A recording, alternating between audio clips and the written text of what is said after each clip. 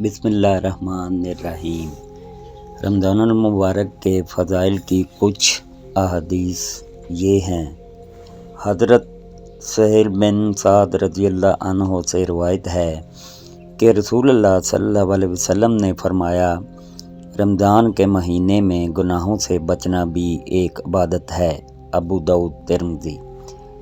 حضرت ابو ہریرہ رضی اللہ عنہ سے روایت ہے کہ رسول اللہ صلی اللہ علیہ وسلم نے فرمایا، رمضان کے مہینے میں روزہ رکھنے والے کے لیے دو خوشخبریاں ہیں۔